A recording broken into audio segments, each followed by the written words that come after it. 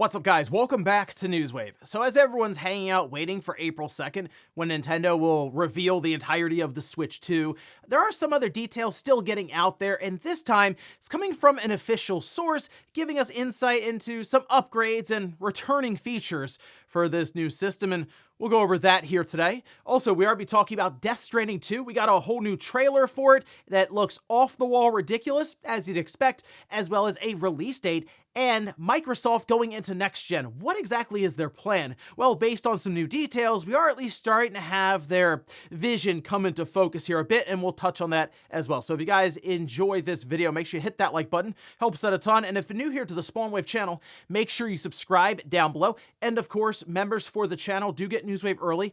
If you would like to learn more about that, click the join button or the link in the description down below. And we're going to start today with Split Fiction, which had an incredible weekend and obviously launch, which looks to be Game of the Year contention, at least at this time. Still early in the year, there could be a bunch of incredible releases that come out, but I'd say just how unique it is and how gameplay focused it is, it's certainly catching the attention of a bunch of people. And if you check it out over on Steam, as people like to use the concurrent player count numbers quite a bit now, you can see it actually topped over 259,000 players, which is, that's incredibly impressive. The reviews over 95% right now, and it fluctuates, sure, as you'd expect, especially since, well, you have two people playing at once, right? Because it's that co-op experience. You need another person. So some were looking at this saying, oh, technically it's doubled up.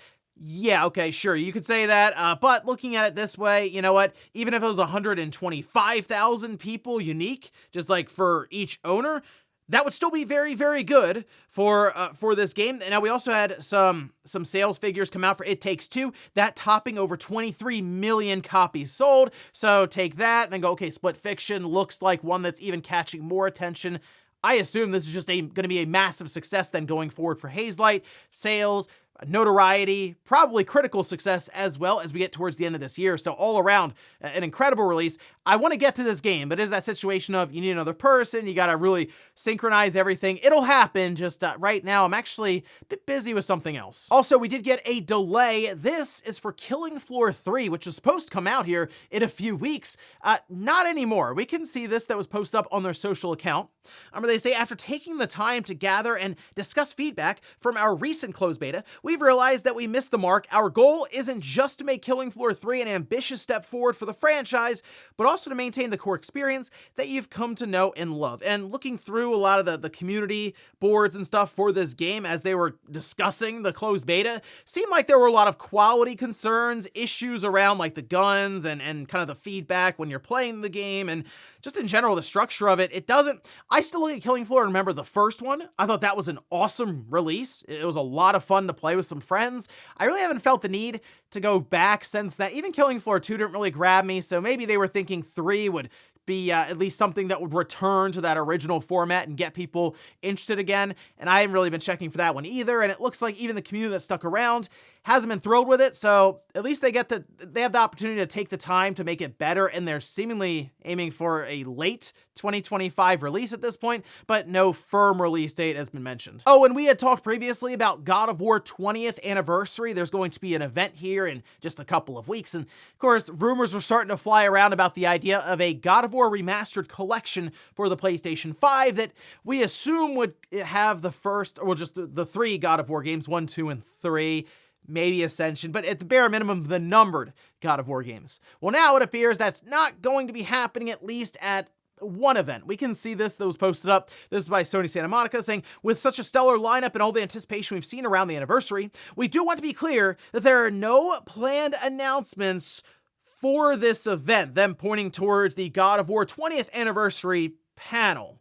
So they also mentioned the celebration there on March 22nd, and that doesn't necessarily mean there won't be a God of War Remastered Collection, just that it's not going to be there at this event, this panel that they have planned out. So, you know what, it's better they do this now, because otherwise there's going to be a lot of frustration and confusion online that ends up happening, of course, after rumors and stuff get out there around this kind of thing. I still think it'll happen. It makes sense in terms of what we've seen from player feedback, even from just PlayStation Plus and the leaked documents showing that the God of War, like the original ones, are like the most played thing through streaming for Sony. Yeah, they're taking notice of that and realizing that they Probably could make some kind of money off that. And let's face it, Sony remasters, that kind of goes hand in hand right now, doesn't it? And guys, with some of the quick news out of the way, let's get into the bigger stuff. Let's start right away with the Nintendo Switch 2. Again, we're all hanging out waiting for April 2nd, and to the credit of a lot of third parties, no one's really said anything about what games would be at this event coming up, because sure, it's going to be a lot of first-party Nintendo stuff, but as we saw with that initial Switch event,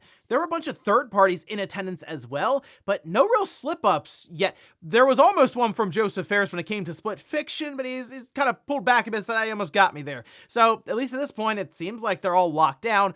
But one thing they can't necessarily help is when certain filings go through the FCC, because they're just made public at certain points in time. And in this case, we at least had a bit more insight into some of the hardware around this device. And we can actually see The Verge here. They outlined some of the documents along with diagrams and some of the information we can pull from it. Which, for example, the top USB port appears at this time to be labeled as one you can charge through, which isn't surprising, and I know people are coming up with all kinds of ideas what this USB port could be at the top. Remember, we have one at the top, one at the bottom. Could it be for different accessories? A second screen, even? Could they do some successor to Labo and it does all kinds of wild stuff? It's also possible it really is just for charging, and I know that'd be disappointing, I'm sure, for people, but look, when it's in tabletop mode, you have a way to charge. You plug it into the top. That was a massive oversight, I feel like, from Nintendo's point of view. Like, the fact that you put it in tabletop mode, but it had to sit down where the charge port is, so you needed a stand or something that lifts the system up, which then completely removes the functionality of the kickstand in the first place. Seems like this would be a way for them to remedy that, put a charge port on the top so tabletop mode doesn't have a significant drawback, I'd say, with the inability to charge. That could really be what the top port's for, and that's kind of it. Now, it appears we do also have NFC functionality, which of course would mean Amiibo support, and I don't really see as big of a push anymore for Amiibo. That also is because we don't have new Smash Brothers characters every few months or so being shown, which then of course lead to Amiibo, but it's still a way for Nintendo to make money and keep retail storefront presence there with these figures. So I don't think they're going to just completely get rid of them for the Switch 2. Also, when it comes to backwards compatibility, you kind of need that, since a lot of those games, of course, still leverage Amiibo, and having NFC functionality in there really isn't a big hit to their bottom line. So it's like, why not? Even if they do nothing going forward with Amiibo, at least it can still use them here with the new system. And then when it comes to the Wi-Fi, we're looking at Wi-Fi 6 802.11ax. That is up from 802.11ac on the Switch. And I saw some people who were like kind of disappointed by this. Maybe they're looking for 7 or even 6E. I think you can make the case for 6E because you have that 6 gigahertz band, which would be less populated than 5 gigahertz or obviously 2.4 gigahertz at this point. Say you're in like an apartment complex where there's going to be a lot of Wi-Fi signals flying around. That makes sense. When it comes to speed though, I mean, Wi-Fi 6 is more than enough, I'll say, for even the file sizes we're expecting from the Switch 2 to when they're going to be larger. I mean, Wi-Fi 6 is pretty much enough for like an Xbox Series or a PS5 with what are right now ridiculous and ballooning file sizes. So Wi-Fi 6, I think you're going to be okay there. Now, there's one other part here from The Verge where they say the original Switch shipped with an unusual adapter that charged at up to 15 volts and 2.6 amperage. FCC filings show the Switch 2 is still rated for a maximum of 15 volts, but also mentioned an AC adapter that goes up to 20 volts. Both or either of these could be USB-C PD, but we can't properly guess at charging speeds in watts without knowing the amperage. It's a basic formula there to figure all of that out when you have the amps next to the volts. And I mean, we all assume that the power adapter that's going to be stock or come with the Switch 2 will be more watts, more in general, than what we have right now with the current Switch. It's most likely going to draw more power, go figure, especially in docked mode. Like, yeah, that's gonna happen. So we'll see when it actually comes out, but I think that's probably the least of many people's concerns at this point, because we've seen the hardware. We have an idea in terms of the power of the system just based on the chip specifications stuff that have gotten out there. Really, everyone's just looking for the games now, and that's what we're kind of hanging out waiting for April 2nd to see. But at least for now, you know a bit more about the Wi-Fi, NFC, and the ability to charge at the top USB-C port. We'll see if they have any other surprises up their sleeves for that, by the way. But for now, it'll just be nice to charge in tabletop mode. Next up, we'll talk about Death Stranding 2, as we had an entire trailer that was released at South by Southwest, which we were expecting this panel, of course. to most likely give us the release date. And they did, which you can see some of the trailer here, because it looks absolutely ridiculous, which you would expect that. Again, it's Kojima. Coming from his mind, he's showing us a lot of stuff out of context. He already mentioned that there are a lot of secrets and hidden things in this trailer. He put it together himself specifically for that purpose, to keep people guessing and checking it out, of course, on the build up to its release, which, hey, not that far off, all right? So that was pretty cool to see. Now, the visuals for this look awesome. And again, that's what you'd expect. Death Stranding 1 looked good on the PS4. They did the director's cut for the PS5. That looked great, running at a higher frame rate. This looks next level when you really take in not only the character models, but also some of the environments that they show off very, very quickly. Now, they mentioned that the deliveries are being automated now. They had servers all over the beach, which, I mean, the beach is a very symbolic thing, very important thing so far from what we've seen from the first Death Stranding, and then, of course, this one coming up. So it's interesting that now they've just plopped a bunch of, as they say, servers down all over the place. They did show more action, though, in the trailer. And I noticed that quite a bit. They focused in on a lot of gunplay at times and really fast moving parts of the game that could be more like scripted, but it didn't look necessarily as slow going, I guess, as the first Death Stranding, which, yeah, you had a lot of time to think at different points. I will say that. Now, it looks like they're going to have some of those wow moments that really, I mean, are very memorable from the first one. Like in this case, they showed one moment where it looked like you were climbing up above the clouds and then looking down. I feel like that's going to be one of those times where they have you stop for a minute and just kind of take it all in. And there were some great points throughout the first game where it had that happen. Now, I'm trying to figure out if we're still delivering like the first game, because at times it showed that, but then other times you weren't. So again, I'm really curious to see how all this is going to shake out when it comes to the story, and then, of course, the gameplay that goes along with that. And something that really made waves here, several style references to Metal Gear. For example, it looks like one character kind of had the same setup as Snake, almost. Same look there, okay? And then you have, looks like Rex, almost. Like, it was really weird at the end. Like, you have you have Hartman that just like take the entire top, the ship, plop it down on this figure, and all of a sudden they look like a Metal Gear Rex. So I don't know. It was a weird trailer, like I mentioned. Now, there are going to be a few different editions here, okay? And this was sort of put out there by Bill over on Twitter at D-Labs.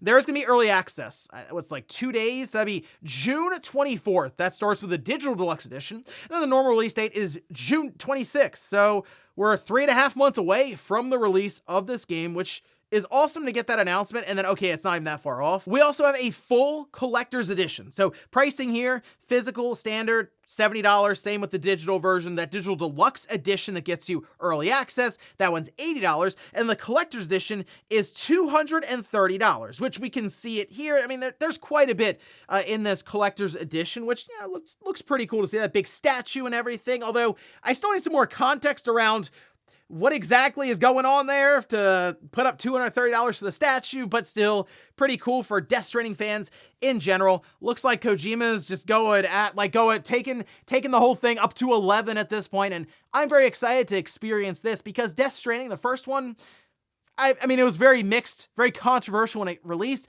but I feel like over time, people have become more and more receptive and just bigger fans of that game since then, just kind of in retrospect almost. So I think there's going to be a lot more excitement for Death Stranding 2 when it does come out here at the end of June, and I will be there day one. Next up, let's talk about Xbox and their next generation device. Now, there's already a lot of discussion around, is that too soon?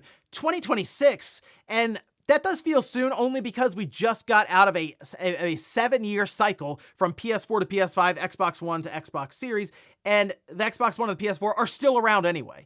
So that's going on for a while. We're 12 years coming up at the end of this year of those systems being around, while also still having the newer current systems. So it's like, can they really run that right into the Xbox? I mean, maybe, but here's the thing. It seems like we could be a year earlier on this one with some of the rumors going around, as Jez Gordon did chime in here. This was over on the Xbox 2 podcast. It was transcribed, you can see, where he said, if the info about Call of Duty is accurate, about it launching next-gen Xbox 2026, there is no dev kit right now. So, like, the idea that developers have already gotten the next-gen Xbox's dev kit, that's just not accurate. Most likely, as we're seeing, probably, like, they're targeting specs on PC. Okay, this is around the idea as to what we're what we're going to have with that dev kit when it does eventually arrive. Let's get a head start on this whole thing. But he says, I mean, the whole idea of the next Xbox is it's going to be a PC in essence, but with a TV-friendly shell that also has a specific set of specs in mind. So developers will be building for Windows PC in a way, but in such a way that they know exactly what the specs will be. So maybe Call of Duty rumor could be right, but if it is, the dev kit talk is more about what kind of specs that they've been told to target for the next Xbox, not about having any dev kit. It goes on to say, but I'm pretty sure new hardware is not 2026, it's 2027. Now, it doesn't necessarily mean it's holiday 2027. I think we've gotten to the point where you realize these platform holders can launch whenever they want. However, it's just more commonplace to launch a new system during like the height of the holiday season when people are just buying anyway. So, hey, here's a new shiny box. Go ahead and pick that up maybe for the holidays, gifts and whatnot. But in this case, this all makes sense, and it's kind of expected at this point that Microsoft, with their next generation vision, is to bring everything in under Windows, basically. And it's hard to figure out how to get third parties to allow cross-buy on all of their games. You buy something on the Xbox, great. It's under your Microsoft account, awesome. It'll travel with you to all the different Xbox systems. Even like say one breaks, you get a new one, you sign in, you can re-download your stuff. But not on PC. Your games don't travel with you there, which is weird because it's still your Microsoft account, and it's still technically Windows, but the games don't transfer. It's weird. So in Microsoft's mind, hey, you know what? Maybe we can't get third parties to do cross-buy, but if it's all one operating system across the board, that's kind of it. You're buying all that OS, you're buying from that Xbox Microsoft store, and it's just transferring between PC and Xbox, which is basically then just kind of a dressed up PC. And I assume it would also allow storefronts like Steam, maybe the Epic Game Store, to be there, and that gets really strange, I think, because sure, it does feel less and less like a console, but also it brings into question around other publishers like Sony who put their games on Steam. Do they then exist on this Xbox PC box thing that you buy for your living room? Now, the other part about this with Microsoft, they do become more consumer facing at that point, and they would have to develop Windows to be much more receptive to not only handhelds, which they've already discussed going just about all in on, but also the big TV, like the big TV environment in your living room. Windows just isn't great for that right now, and it seems like Steam has jumped out ahead of them there, so maybe that's something else they have in mind. The ability to have their OS be one big umbrella for all of their devices and be able to almost shapeshift depending on where it's needed, and while keeping all of your games purchases, your accounts, your subscriptions with Game Pass, cloud, all there with you while you travel around in your house or even when you're traveling around, depending on what you want to play on. That seems like their vision. It's what they've kind of talked about for a while. They just need to put it all together, and I guess that's something maybe they're going to attempt here with next generation, potentially starting 2027. And then does that mean that the current Xbox Series could also get an update to allow it to do that as well, or is that a cutoff? Again, a lot of questions, but it seems like we're still a few years off from that, and maybe it'll end up falling into the typical now 7-year cycle that we just had with the PS4 and the Xbox One. And in our last bit of news, there's something very quick I want to touch on here that actually follows up this entire situation of Microsoft and their account system and their next-gen device, and that has to do actually with Forza Horizon 5 on PlayStation 5, because it continues to show Microsoft's current strategy when it comes to just active users and building up their overall ecosystem. This we can see posted up over on Forza Horizon's FAQ page. And the question is, do I need a Microsoft account to play Forza Horizon 5 on PlayStation 5? The answer is yes. In addition to a PSN account, you'll need to link a Microsoft account in order to play Forza Horizon 5 on PS5. This process begins the first time you start the game on your console. So after that, you won't have to sign in. It's just going to link your Microsoft account to your PlayStation Network account, and yeah, you need a Microsoft account on your PS5. There's also no mention of any kind of physical PS5 version of Forza Horizon 5. Seems like it's just going to be a digital release, which I've said this multiple times, guys. I really think this is it for Microsoft and physical games. I think next generation, there just won't be a disc drive, and it'll all lean into the idea of their games being digital and be able to follow you across all these different platforms easily. Physical media just does not fit into that idea.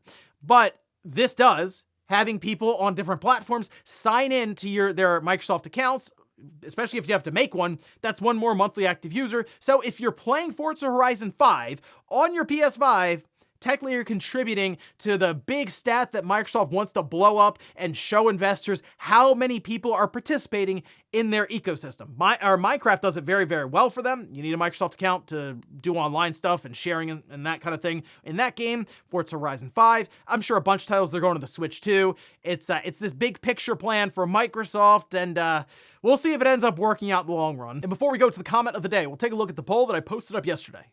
This is where I asked the majority of the time, how do you connect to the internet with your Switch? 88% say wireless, 12% say wired. Not shocking at all, because most likely if you're doing a wired connection, it's because you have the OLED and you're playing in docked, since you have that Ethernet port.